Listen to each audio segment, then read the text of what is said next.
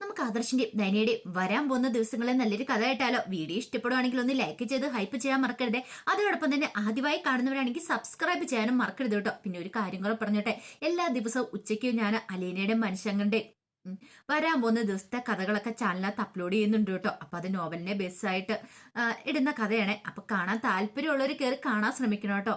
അങ്ങനെ ഒടുവിൽ നമ്മൾ കാണുന്ന നവീൻ ഒരു കാര്യം ഉറപ്പിച്ചു. ഇനി നന്ദുവായിട്ടുള്ള വിഷയം അത് വീട്ടിൽ അവതരിപ്പിക്കാതിരുന്നിട്ട് കാര്യമില്ല. നന്ദുവിനെ തനിക്ക് കൈവിട്ടു പോകുമോ എന്നൊരു ഭയം, ഒരു ഉൾഭയം അവന്റെ മനസ്സിലുണ്ടാവുന്നുണ്ട്. കാരണം അനിയും അവന്തികയും തമ്മിലുള്ള എൻഗേജ്മെന്റ് മുടങ്ങി. അങ്ങനെ പോയിട്ടുണ്ട്. അനി വീണ്ടും നന്ദുവിനെ പിന്തുടരും. അത് ആപത്താണ്. നന്ദുവിന്റെ അടുത്തെങ്ങാനും അവൻ ചെന്ന് അവന്റെ ഇഷ്ടം തുറന്നു പറഞ്ഞാല് ചിലപ്പോ അവൾ എസ്സു മൂളിയാലോ എന്നൊരു ചിന്ത. അതിനു മുമ്പ് താന് കാര്യങ്ങളൊക്കെ മുന്നോട്ട് കൊണ്ടുപോകണം. എത്രയും പെട്ടെന്ന് നന്ദുവിനെ തന്റെ സ്വന്തമാക്കണം എന്നൊക്കെ ഒരു ചിന്തയായിരുന്നു. അത് വ്യാമോഹം മാത്രം എന്നുള്ള കാര്യം ഈ പറയുന്ന നവീൻ അറിയില്ലോ. ആദ്യം വീട്ടിൽ പറഞ്ഞ വീട്ടുകാരുടെ പെർമിഷൻ മേടിക്കണം. അമ്മയുടെ അനുമതിയില്ല. ആരാ തന്റെ മനസ്സിൽ നിന്ന് ഒരു 100 വട്ടം ചോദിച്ചു. പക്ഷെ ഇതിനായിട്ടും ആരാ എന്താന്നും പറഞ്ഞിട്ടുണ്ടായിരുന്നില്ല. അങ്ങനെ ഒടുവില് നവീന് നരസിംഹ വക്കീലിനോട് കാര്യം പറയണ. എന്റെ മനസ്സിലുള്ള ആ പോലീസ് ഓഫീസർ അത് നന്ദനയാന്ന് പറഞ്ഞു. അത് കേട്ടപ്പോ നരസിംഹ വക്കീൽ പറഞ്ഞു, എനിക്ക് നേരത്തെ സംശയം ഉണ്ടായിരുന്നു. പക്ഷെ നിന്റെ അമ്മ ഇത് അറിഞ്ഞു കഴിയുമ്പോ എങ്ങനെയായി തീരുമെന്ന് എനിക്ക് അറിയില്ല എന്ന് പറഞ്ഞു. എന്നാലും നീ ഒരു കാര്യം ചെയ്യ, പറഞ്ഞു നോക്കാൻ പറഞ്ഞു. അങ്ങനെ പത്മയോട് നവീൻ തന്റെ മനസ്സിലുള്ള പെൺകുട്ടിയെ കുറിച്ച് പറഞ്ഞു. ആദ്യം പത്മയ്ക്ക് നല്ല ദേഷ്യമായിരുന്നു. എടാ, എനിക്ക് അറിയായിരുന്നു ഇത്. എനിക്ക് പണ്ടേ സംശയം ഉണ്ടായിരുന്നു നിന്റെ പോക്ക് അങ്ങോട്ടേക്കാന്ന്. ഒരു കാര്യം ഞാൻ പറഞ്ഞേക്കാം, നിന്നോട് ആദ്യമേ പറഞ്ഞ കാര്യം തന്നെ എനിക്ക് പറയാനുള്ളത്. ഒടുവിൽ നവീൻ പറഞ്ഞു, അങ്ങനെയാണെങ്കിൽ ഒരു കാര്യം ഞാനും പറയാം.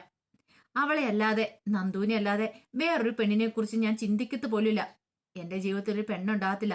ഞാൻ കല്യാണം കഴിക്കത്തുമില്ല എന്ന് പറഞ്ഞു. ഒടുവില് പത്മയ്ക്ക് നവീന്റെ ഇഷ്ടത്തിന് സമ്മതിച്ചു കൊടുക്കേണ്ടതായിട്ട് വന്നു. സമ്മതം മൂളേണ്ടതായിട്ട് വന്നു എന്ന് പറയാം. അല്ലാതെ വേറൊരു ഓപ്ഷൻ ഇല്ല. ഇനി മകൻ കല്യാണം കഴിക്കാതെ നിൽക്കുമല്ലോ. നന്ദുവിനെ കുറിച്ച് ഒട്ടും അഭിപ്രായമില്ലായിരുന്നു പത്മയ്ക്ക്. നന്ദു തന്റേടിയാണ്, പോലീസ് ഓഫീസറാണ്. അപ്പൊ വീട്ടിലെത്താൻ കൊള്ളാത്തോളാന്നൊക്കെ ഒരു ചിന്തയായിരുന്നു. പക്ഷെ ഒടുവിൽ നരസിംഹ വക്കീലും കൂടെ നവീനെ സപ്പോർട്ട് ചെയ്യുന്നുണ്ട്. ഇന്നത്തെ കാലത്തെ പെൺകുട്ടികളെല്ലാം സ്വയം പര്യാപ്തം നേടിയോരാ. അവർ സ്വന്തം കാലം നിൽക്കാൻ പഠിച്ചോരാ. അങ്ങനെ വേണം. പണ്ട് പോലെ ഇങ്ങനെ വീടിനകത്ത് അടങ്ങി ഒതുങ്ങിയിരിക്കണമെന്ന് പറഞ്ഞാൽ അതൊന്നും നടക്കുന്ന കാര്യമില്ല. കുറച്ച് അവർക്ക് അവരുടേതായ ഫ്രീഡം കാര്യങ്ങളൊക്കെ ഉണ്ട്. രണ്ടുപേരും ജോലിക്ക് പോയി വീട് മുന്നോട്ട് കൊണ്ടുപോകാനായിട്ട് അവർ ശ്രമിച്ചുകൊണ്ടിരിക്കണേ. അതിന്റെ ഇടയ്ക്ക് പത്മ, നീ എന്തിനാ വെറുതെ ഇന്നത്തെ കാലത്ത് അങ്ങനെ അടങ്ങി ഒതുങ്ങിയിരിക്കുന്ന പെൺകുട്ടികളെ കിട്ടാൻ ഭയങ്കര ബുദ്ധിമുട്ടാന്ന് പറഞ്ഞു. അവര് മാന്യമായിട്ട് അവരുടെ ജോലി ചെയ്യുന്നതില് നീ അത് ബുദ്ധിമുട്ടേണ്ട കാര്യമില്ല എന്ന് പറഞ്ഞു. ഒടുവിൽ എന്ത് വേണമെങ്കിലും ആയിക്കോ എന്നൊരു തീരുമാനത്തിൽ പത്മ എത്തി. നവീന് ഭയങ്കര സന്തോഷമുള്ള കാര്യമാണ്. ഇനിയിപ്പം നന്ദുവിനോടും നന്ദുവിന്റെ അച്ഛനോടും അമ്മയോടും ഒക്കെ ഇതിനെക്കുറിച്ചൊക്കെ പറയണമല്ലോ. പെർമിഷൻ വാങ്ങണമല്ലോ. നന്ദുവിന് സമ്മതമാണോന്ന് അറിയണം. അതിന് വേണ്ടിയിട്ട് നവീൻ എന്ത് ചെയ്തു, നേരെ പോലീസ് സ്റ്റേഷനിലേക്ക് ഇല്ലെന്ന് അവിടെ ചെന്നിട്ട് പറയാം. നന്ദുവിനെ കാണാം. നേരിട്ട് തന്നെ ചെന്ന് കാര്യങ്ങളൊക്കെ സംസാരിക്കാവുന്ന രീതിയിൽ നേരെ പോലീസ് സ്റ്റേഷനിലേക്ക് ചെന്നു. നന്ദു കുറച്ച് തിരക്കിട്ട ജോലിയിലായിരുന്നു. അപ്പോഴാണ് നവീന്റെ വരവ്. നവീനെ കണ്ടപ്പോ നന്ദു വിചാരിച്ചെന്താ, സാധാരണഗതിയിൽ നവീൻ ഇങ്ങനെ വരുമ്പം എന്തേലും കേസിന്റെ കാര്യങ്ങളൊക്കെ സംസാരിക്കാനായിരിക്കും. അങ്ങനെയാണ് വരാറ് പതിവുള്ളത്. ആർക്കെങ്കിലും ജാമ്യം എടുക്കാനോ അതുമായിട്ട് ബന്ധപ്പെട്ട് എന്തേലുമൊക്കെ ആയിരിക്കും. പക്ഷെ എങ്കില് പതിവിലും വീഴ്ചതുമായിട്ട് നവീന്റെ മുഖത്ത് വല്ലാത്തൊരു സന്തോഷമായിരുന്നു. നന്ദി ചോദിച്ചു, എന്താ നവീനേട്ടാ, എന്തേലും അർജന്റ് കാര്യമാണോന്ന് ചോദിച്ചു. അർജന്റ് കാര്യം തന്നെയാ. ഇത് നിന്നോട് പറയണമെന്ന് കരുതിയിട്ട് കുറച്ച് നാളായി. ഇനി എനിക്ക് പറയാതിരിക്കാൻ പറ്റില്ല എന്ന് പറഞ്ഞു. അതെന്താ നവീനേട്ടാ, എന്നോട് പറയാതിരിക്കാൻ പറ്റാത്തതായ കാര്യങ്ങൾ എന്തെങ്കിലും ഉണ്ടായിരുന്നോ നവീനേന്റെ ജീവിതത്തിൽ എന്ന് ചോദിച്ചു.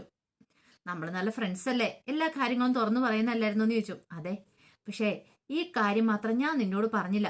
നീ എന്നോട് പലപ്പോഴും ചോദിച്ചിട്ടുണ്ട് എന്റെ മനസ്സിലുള്ള പെൺകുട്ടി ആരാന്ന്. ഞാൻ അന്നും നിന്നോട് പറഞ്ഞു ഒരു പോലീസ് ഓഫീസറാന്ന് ഉള്ള കാര്യങ്ങളൊക്കെ പറഞ്ഞിട്ടുണ്ടായിരുന്നു. അത് പറഞ്ഞിട്ടുണ്ടായിരുന്നു. നവീനേട്ടനോട് എത്ര വട്ടം പറഞ്ഞു. അവൾ ആരാന്നൊന്ന് പറഞ്ഞതാ. ഞങ്ങൾ ആ പെൺകുട്ടിയെ പോയി കാണാം. നവീനേട്ടനെ കുറിച്ച് പറയാം. ഇത്ര നല്ല സ്വഭാവമുള്ളൊരു ചെറുപ്പക്കാരനെ കുറിച്ച് ഞങ്ങൾ പിന്നെ പറഞ്ഞില്ലേ ആരെക്കുറിച്ചാ പറയണേന്നൊക്കെ പറഞ്ഞു. ആണോ, നന്ദുവിന് അങ്ങനെ ഒരു അഭിപ്രായമാണ് എന്നെ കുറിച്ച്, നല്ല സ്വഭാവമാണ്. അതെന്താ നവീനേട്ട അങ്ങനെ പറയണേ? നവീനേട്ടനെ കുറിച്ച് എനിക്ക് നല്ല അഭിപ്രായം തന്നെയല്ലേ, നല്ല സ്വഭാവമല്ലേ, കെട്ടുന്ന പെണ്ണ് നല്ല പൊന്നു പോലെ നോക്കുന്നുള്ള കാര്യം അറിയാലോ. ഇനി പറ, പെൺകുട്ടി ആരാന്ന് പറ. അപ്പോഴേക്കും നവീൻ പറഞ്ഞു, അതെ, പെൺകുട്ടി എന്റെ മുന്നിൽ തന്നെ ഉണ്ടെന്ന് പറഞ്ഞു.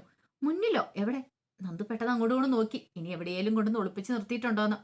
അപ്പോഴേക്കും നവീൻ പറഞ്ഞു, എന്നോട് സംസാരിച്ചോണ്ടിരിക്കുന്ന ആള് തന്നെയാന്ന് പറഞ്ഞു. ഞാനോ? ഒരു നിമിഷം നന്ദു ഞെട്ടിപ്പോയി. നന്ദുവിന്റെ തലയിൽ ഒരു ഇടുത്തി വീണൊരു അവസ്ഥയായിപ്പോയി. പെട്ടെന്ന് നന്ദു ചാടി എഴുന്നേറ്റിച്ചു. നവീനേണ്ട എന്തൊക്കെയാ പറയണെന്ന് ചോദിച്ചു. അതെ, എന്റെ മനസ്സിലുള്ള പെൺകുട്ടി അത് നീ തന്നെയാന്ന് പറഞ്ഞു. ഏ, എന്താ നവീനേട്ടാ ഇങ്ങനെ? നമ്മള് ഫ്രണ്ട്സ് അല്ലേന്ന് ചോദിച്ചു. "ഉം, അതെ, ഫ്രണ്ട്സ് ഒക്കെ തന്നെയായിരുന്നു. പക്ഷെ എപ്പോഴോ ഞാൻ നിന്നെ സ്നേഹിക്കാനായിട്ട് തുടങ്ങി. അത് എപ്പോഴാന്നും എനിക്കറിയില്ല. ഞാൻ പറഞ്ഞല്ലോ, നീ അല്ലാതെ വേറൊരു പെൺകുട്ടി എന്റെ ജീവിതത്തിലേക്ക് വരാൻ പോകത്തില്ല എന്ന് ഞാൻ മനസ്സിനെ പറഞ്ഞ് പഠിപ്പിച്ചു വെച്ചിരിക്കുക. പിന്നെ നീ എപ്പോഴും പറയാറില്ലേ, കാരണം നിനക്ക് അറിയാവുന്ന ഒരാൾ വേണം നിന്റെ ജീവിതത്തിലേക്ക് വരാനെന്ന്. അപ്പൊ ഞാൻ നോക്കി, ഇപ്പം നമ്മൾ രണ്ടുപേരും ചേരുന്നവരല്ലേ, നമുക്ക് രണ്ടുപേർക്കും പരസ്പരം അറിയാം. എന്താ നന്ദു, ഞാൻ പറഞ്ഞ് ശരിയല്ലേന്ന് ചോദിച്ചു. നന്ദുവിന് എന്ത് മറുപടി പറയണമെന്നറിയില്ല. എനിക്കറിയാം നിനക്ക് എന്നെ ഇഷ്ടമാന്ന്. ഇഷ്ടപ്പെടാതിരിക്കാനായിട്ട് തക്ക കുറവുകളൊന്നും ഞാൻ എനിക്ക് കാണുന്നില്ല എന്ന് പറഞ്ഞു. പിന്നെ ഞാൻ വീട്ടിൽ സംസാരിച്ചു. അപ്പോഴേക്കും നന്ദു പറഞ്ഞു, അല്ല, നവീനേന്റെ അമ്മ സമ്മതിക്കില്ലല്ലോ എന്നെ പോലൊരു പെണ്ണിനെ കല്യാണം കഴിക്കാനായിട്ട്. ആദ്യമൊന്നും സമ്മതമൊന്നും ആയിരുന്നില്ല, പക്ഷെ ഇപ്പൊ സമ്മതിച്ചിട്ടുണ്ട്. ഇപ്പം എന്റെ ഇഷ്ടത്തിന് അമ്മ നിൽക്കുന്നേന്ന് പറഞ്ഞു. അതുകൊണ്ട് നന്ദുവിന്റെ കാര്യത്തിൽ കൂടി സംസാരിച്ചു. അവർക്ക് കുഴപ്പമൊന്നുമില്ലാന്ന് പറഞ്ഞു. അതോടെ കേട്ട് കഴിഞ്ഞപ്പോഴത്തേനും നന്ദുവിന് എന്ത് മറുപടി പറയണമെന്നറിയില്ല. എന്ത് പറയാനായിട്ടാ ദൈവമേ. ഓ, ഇനിയിപ്പൊ എന്താ ചെയ്യണ്ടേ, എങ്ങനെയൊന്ന് രക്ഷപ്പെടുന്നേ? അനിയുടെ കാര്യത്തെക്കുറിച്ച് പറഞ്ഞിട്ടുമില്ല. അനിയും താനും കൂടെ ഫ്രണ്ട്സ് ആണെന്ന് ഓർത്താ നവീനണ്ണ ഇരിക്കുന്നേ. തങ്ങളുടെ പ്രണയം അറിഞ്ഞിട്ടുണ്ടെങ്കിൽ നവീനണ്ണ എന്തായിരിക്കും, എങ്ങനെയായിരിക്കും പ്രതികരിക്കുന്നത്? ചിന്തിക്കാൻ പോലും പറ്റുന്നുണ്ടായിരുന്നില്ല. ഷോ, അപ്പോഴേക്കും നവീൻ പറഞ്ഞു, നന്ദു നീ പെട്ടെന്ന് പറയണ്ട, ആലോചിച്ചൊരു തീരുമാനം പറഞ്ഞാൽ മതി എന്ന് പറഞ്ഞു. എന്താണെങ്കിലും ഈ ആലോചനയായിട്ട് മുന്നോട്ട് പോകാൻ തന്നെ ഞാൻ തീരുമാനിച്ചെന്ന് പറഞ്ഞിട്ടാണ് നവീൻ പോകുന്നത്. നന്ദു ആണെങ്കിൽ വല്ലാത്തൊരവസ്ഥയില് നെഞ്ചിനകത്തൊരാണ് തറച്ച പോലെ ഇങ്ങനെ ഇരിക്കുവാണ്. നവീൻ അവിടെ കൊണ്ടും അവസാനിപ്പിക്കാൻ തീരുമാനിച്ചില്ല. നവീൻ തന്റെ അടുത്ത ഘട്ടത്തിലേക്ക് നീങ്ങി. നേരെ പോയത് കനകയുടെയും ഗോവിന്ദന്റെ അടുത്തേക്കാ. അവര് സമ്മതിക്കണമല്ലോ, അവരോടും കൂടെ പറയണമല്ലോ. അങ്ങനെ നവീനെ കണ്ടു കഴിഞ്ഞപ്പോ അവർക്ക് സന്തോഷം. വാ മോനെ ഇരിക്കാനൊക്കെ പറഞ്ഞിട്ട് കനക ഭയങ്കര സന്തോഷത്തെ നവീനെ പിടിച്ചിരുത്തി. അല്ലെങ്കിൽ നവീനെ കുറിച്ച് അവർക്ക് രണ്ടുപേർക്കും ഭയങ്കര അഭിപ്രായമായിരുന്നു. ഒരുപക്ഷെ നന്ദുമോൾക്ക് ചേരുന്ന ഒരാളാ നവീൻ എന്നുള്ള കാര്യം മുമ്പ് തന്നെ കനകയും ഗോവിന്ദനും തമ്മിൽ ഒരു സംസാരം ഉണ്ടായിട്ടുണ്ട്. അപ്പോഴാണ് നവീന്റെ വരവ്. നവീൻ വന്ന് നിങ്ങൾ സംസാരിക്കുന്ന സമയത്ത് കല്യാണക്കാര്യത്തെ കുറിച്ചൊക്കെ കനക ചോദിക്കുന്നുണ്ട്. നവീൻ പറഞ്ഞു, ആന്റി അതിനെക്കുറിച്ച് സംസാരിക്കാൻ വേണ്ടി ഞാൻ ഇങ്ങോട്ടേക്ക് വന്നേന്ന് പറഞ്ഞു. അതെന്താ മോനെ അങ്ങനെ പറഞ്ഞേ? അതെ, എനിക്ക് ആന്റിയുടെ അങ്കിളിന്റെ മോളെ ഇഷ്ടമാന്ന് പറഞ്ഞു. നന്ദുവിനെയോ? അതെ, നന്ദുവിനെ എനിക്കിഷ്ടമാണ്. അപ്പൊ അതിനെക്കുറിച്ച് സംസാരിക്കാൻ വേണ്ടി വന്ന എനിക്ക് നന്ദുവിനെ കല്യാണം കഴിച്ചാൽ കൊള്ളാമെന്നുണ്ട്. അല്ല മോനെ, അപ്പൊ മോന്റെ വീട്ടില് അതിന് അമ്മേ അച്ഛനൊക്കെ സമ്മതിക്കോ? അവരോടൊക്കെ പറഞ്ഞ് ഞാൻ സമ്മതം വാങ്ങിയിട്ടുണ്ട്. ഇനിയിപ്പം അച്ഛനും അമ്മയൊക്കെ സമ്മതിച്ചാൽ മതി എന്ന് പറഞ്ഞു. കനയ്ക്കാണെങ്കിൽ എന്താ ചെയ്യേണ്ടതെന്ന് അറിയത്തില്ല. അത്രയും സന്തോഷമായിപ്പോയി. ഇതുപോലെ ഒരു ആലോചന വരിക എന്ന് പറഞ്ഞാൽ നന്ദുവിന്റെ ഭാഗ്യമാണ് എന്നൊക്കെയാണ് കനക വിചാരിച്ചത്. അപ്പോഴേക്കും കനക പറഞ്ഞു, മോനെ ഞങ്ങൾക്ക് 100 വട്ടം സമ്മതമാ. അല്ല, നന്ദുവിനോടും കൂടെ ഈ കാര്യത്തെക്കുറിച്ച് ചോദിക്കണം എന്ന് ഗോവിന്ദൻ പറഞ്ഞു. അല്ല, നന്ദുവിനോട് സംസാരിച്ചിട്ടുണ്ടായിരുന്നു, അവളൊന്നും മറുപടിയൊന്നും പറഞ്ഞിട്ടില്ല. അത് പിന്നെ മോനെ പെട്ടെന്ന് കേട്ടെ ഷോക്കിലായിരിക്കും. അവൾക്കും എന്റെ മോനെ ഇഷ്ടമായിരിക്കും എന്ന് പറഞ്ഞു. ഞങ്ങൾക്ക് എന്തായാലും മോനെ ഇഷ്ടമാണ്. നിന്നെ പോലെ ഒരു ചെറുപ്പക്കാരനെ കിട്ടാനായിട്ട് ഏത് അച്ഛനും അമ്മയും ആഗ്രഹിക്കാത്തെ. പോരാത്തേന് നിങ്ങൾ തമ്മിൽ നല്ല കൂട്ടുകാരും അല്ലേ, പരസ്പരം അറിയുകയും ചെയ്യാം. ഞങ്ങൾക്ക് നിന്നെക്കുറിച്ച് അറിയാം. അവൾക്ക് കിട്ടാവുന്ന വെച്ച് ഏറ്റവും നല്ലൊരു ബന്ധമായിരിക്കും മോനുമായിട്ടുള്ളതെന്ന് പറഞ്ഞു. അവള് വരട്ടെ, അവളുമായിട്ട് ഞങ്ങൾ സംസാരിച്ചിട്ട് ഞങ്ങൾ പറയാന്നൊക്കെ പറഞ്ഞു. അങ്ങനെ നവീൻ സന്തോഷത്തോട് കൂടിയിട്ട് ഇറങ്ങി പോണത്. കനയ്ക്കൊന്ന് തുള്ളിച്ചാണെന്ന് തോന്നി. കനക പറഞ്ഞു, ഗോവിന്ദേട്ടാ ഒരു കാരണവശാലും ഈ ആലോചന മുടങ്ങാൻ പാടില്ല. ഓ, ദൈവങ്ങളാ നമുക്ക് ഇങ്ങനെ ഒരു ആലോചന കൊണ്ടു തന്നിരിക്കുന്നത്.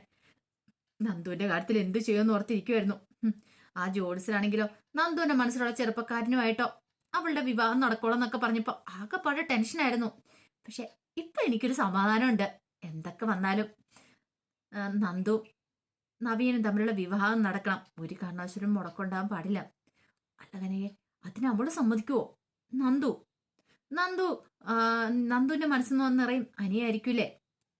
ദേ ഗോവിന്ദേട്ടാ, ഇനി അനിയെക്കുറിച്ച് പറയേണ്ട കാര്യമൊന്നുമില്ല. എങ്ങനെയാണെങ്കിലും ഈ വിവാഹം നടക്കണം. അവൾക്ക് ഈ വിവാഹം തട്ടിമാറ്റാൻ പറ്റില്ല. കാരണം നവീൻ എന്തുകൊണ്ട് യോഗ്യനാണ്. അവൾക്ക് കിട്ടാവുന്ന വെച്ച് നല്ലൊരു ബന്ധമാണ്. അവൾക്ക് നവീനെ കുറിച്ച് എല്ലാ കാര്യങ്ങളും അറിയാം. ഇനി അവൾക്കൊരു മുടക്കം പറയാൻ പറ്റില്ല. ഇത്രയും നാൾ അവൾ ഓരോ ഒഴിവുകളൊക്കെ പറഞ്ഞിട്ട് ഇങ്ങനെ മുടക്കൊണ്ടിരിക്കുമായിരുന്നു. അപ്പൊ ഇനി അത് പറ്റില്ല. എനിക്ക് എന്തായാലും സന്തോഷമായെന്നൊക്കെ പറഞ്ഞു. പിന്നീട് നയനയെ വിളിച്ചിട്ട് കനക ഈ ആലോചന വന്നതിനെ കുറിച്ച് പറയണം. നയനയ്ക്ക് അത്ഭുതമായിരുന്നു. അപ്പൊ ഇത്രയും നാളും നവീന്റെ മനസ്സിൽ നന്ദു ആയിരുന്നു ഉണ്ടായിരുന്നേ. എന്നിട്ടാണ് എല്ലാം മറച്ചു വെച്ചോണ്ടിരുന്നത്. കൊള്ളാലോ എന്നൊരു ചിന്ത. പക്ഷെ ഒരു കാര്യമുണ്ട്, നന്ദുവിന്റെ മനസ്സിൽ അനിയാന്ന് അവൻ അറിയത്തില്ലാഞ്ഞിട്ട് ആയിരിക്കും ചിലപ്പോ ഈ ആലോചനയായിട്ട് വന്നിരിക്കുന്നേ. ഒരു പക്ഷേ നന്ദു സംബോധിക്കുമെന്നൊരു ഭയമുണ്ട്. അങ്ങനെ പിന്നീട് നയന പോയി ആദർശിനോട് കാര്യം പറയണം. ആദർശ് പറഞ്ഞു അങ്ങനെയാണെങ്കിൽ അവരുടെ വിവാഹം നമുക്ക് നടത്തണമെന്ന് പറഞ്ഞു. നവീന്റെ മനസ്സിൽ ഇങ്ങനെ ഒരു ആഗ്രഹം ഉണ്ടായിരുന്നെങ്കിൽ ആ നേരത്തെ അവൻ പറയുമായിരുന്നു നമുക്ക് ഈ വിവാഹം നടത്തായിരുന്നല്ലോ. കാര്യമൊക്കെ കാര്യം തന്നെ, പക്ഷേങ്കിൽ അതിന് നന്ദു സമ്മതിക്കും തോന്നുന്നുണ്ടോ? അതെ, നന്ദുവിനോട് നമ്മൾ കാര്യങ്ങളൊക്കെ പറഞ്ഞ് മനസ്സിലാക്കണം. നവീനുമായിട്ടുള്ള ആലോചന നല്ലതായിട്ട് എനിക്ക് തോന്നുന്നത്. ഒരു പക്ഷേ ഇതും കൊണ്ടായിരിക്കും അവന്തികയായിട്ട് അവൻ്റെ ഒരു വിവാഹ ജീവിതം വേണ്ടെന്ന് പറഞ്ഞത് നവീന്. അത് ശരിയാ, നവീന്റെ മനസ്സിൽ നന്ദു ആയിരുന്നിരിക്കണം എന്ന് പറഞ്ഞു. ഈ സമയം നന്ദു ആകെപ്പാടെ പെട്ടുപോയി. നന്ദുവിന് കൺഫ്യൂഷൻ, എന്ത് ചെയ്യണമെന്ന് അറിയത്തില്ല. ദൈവമേ, വീട്ടുകാരിത് അറിഞ്ഞു കഴിയുമ്പോൾ തുള്ളിച്ചാടും. അവര് തന്നെ നിർബന്ധിക്കും. എങ്ങനെ ഈ നൂലാമാല ഒന്ന് ഒഴിവാക്കി എടുക്കാൻ പറ്റും?